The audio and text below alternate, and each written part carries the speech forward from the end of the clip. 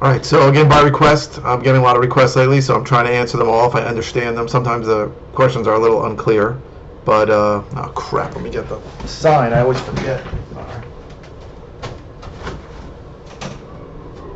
Sorry.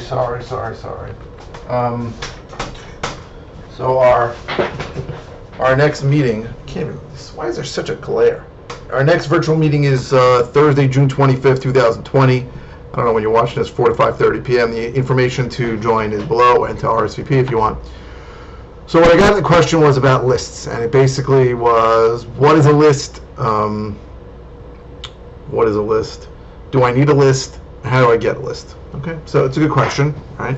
I'm very guilty, and I apologize, of very often assuming people know what I'm talking about, because I do, and very often people don't. So what's a list? The idea, the basic gist of this business, of a direct-to-seller real estate investing, is that you need a list of prospects or people that are likely to sell. We'll talk more about that in a second. And you take that list and you then market to that list. So,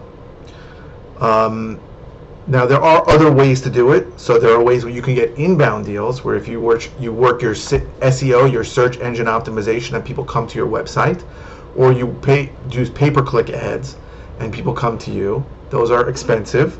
But in general, you're going to market out to find deals. So you're going to get a list. Now, how do you get a list? So regardless of what people tell you on the internet, it's not so easy to get niche lists, right?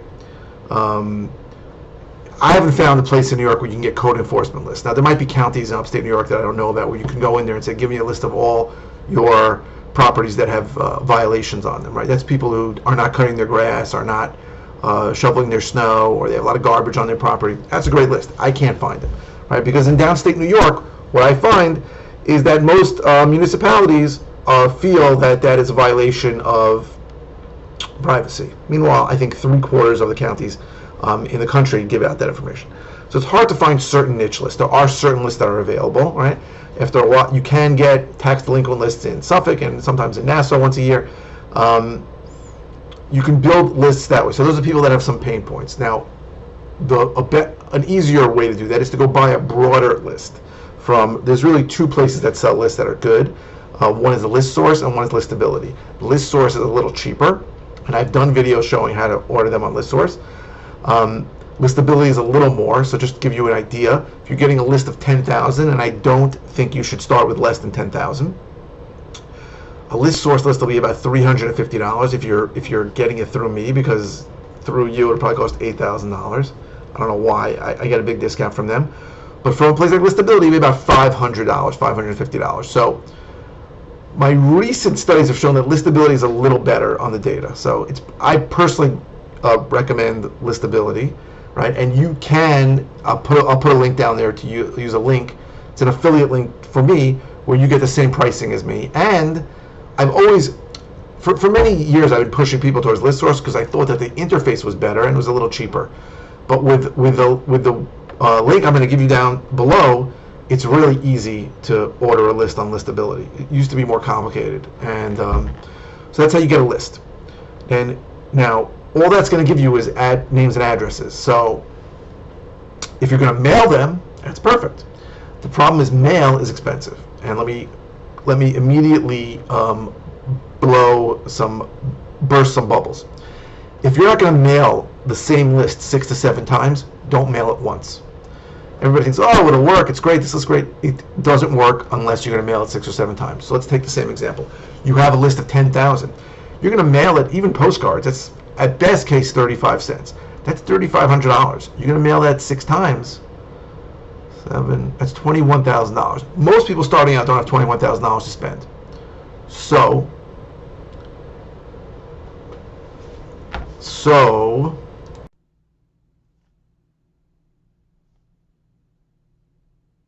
sorry, I stopped and restarted.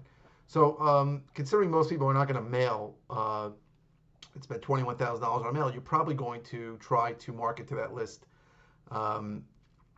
through a less expensive way, which is by phone, right? Which is really cheap if you're just calling from your cell phone, or by text, which is also really cheap if you're just texting from your cell phone, or maybe by ringless voicemail, dropping a ringless voicemail into people's voicemails. So you're going to need phone numbers, and you're going to need to skip trace that list to get phone numbers.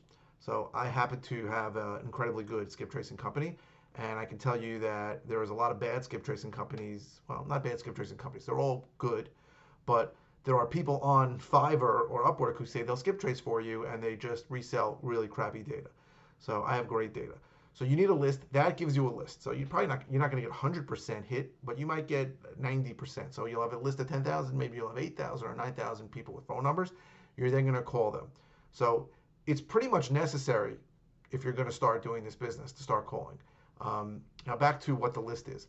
The list is going to be people likely to sell. So the simplest list, right, is, let's say, an absentee landlord list with decent amount of equity. Some counties in New York are not easy to get that, and there's the county just doesn't report, which is stupid because it's very simple. If the property tax bill goes to somewhere other than the house, it's an absentee. But some attorneys are easier. There are also lists that I work where it's just people that are older people who have owned the house a long time. Those people are more likely to sell. It's just a fact. So those are broader lists, and we work on those lists, and we can then also stack lists. So we can get a multiple list. Let's say we get a tax delinquent list. We can then overlay that list. There's different lead stacking software, not expensive, that you can overlay the list and see properties that come up multiple times. And maybe those people, if it's a smaller subset, those are the people you'd mail to if it's smaller. But basically, everything starts with a list. And you need to be working with somebody who's doing this in New York, because, like I said, if you're working with somebody, even somebody in New Jersey, they're going to ask you for things or tell you to get lists that don't apply in New York, and it's a little different in New York. But that is what a list is. A list is a list of prospects that are likely to sell for some reason, either age, length of ownership, some kind of pain point. The list, and the most popular list in New York, is the pre-foreclosure list. And I do not believe that is a good list to prospect to, for two reasons. First of all, it is by far the list that most of those people are going to get the most mail. So they're going to get 100 things in the mail. 80% of that is going to be attorneys who want to represent them in a foreclosure, and the other 20 are going to be people looking to buy their house. That's reason one. So you're really going to get inundated with the prospects gets inundated with a lot of mail. The second reason is that the foreclosure process in New York takes 10 years, can take 15 years, if it's contested. If it's uncontested, it'll take a few years. So it's not the same as in other places. So a guy in Ohio will tell you, hey, get that pre-foreclosure list, because everybody in Ohio, once they get a foreclosure notice, they have 5 months before they're out of the house. In Texas, you're out of the house in 2 months. In New York, I'm not saying there aren't people who get spooked by that and say, I need to sell, but a lot of people, if they speak to their attorney, and they're going to get 80 pieces of mail from an attorney, the attorney's going to tell them, don't worry, you're not in any danger of getting kicked out of the house. You have time. There's things we could do. We can work with the lender. So it's why I don't think it's a good list, right? Both sides of the equation. On one hand, you're competing with a million other people for that person's attention. And the other hand, if they really speak to anybody who's informed, they're going to find out they're not really there really isn't a lot of urgency. So that combination makes me not want to market that list, and I don't. Sometimes I'll use it as a pain point if I have a source for it in a certain county. So that is what a list is, what you do with a list, why it's important, and how you get a list.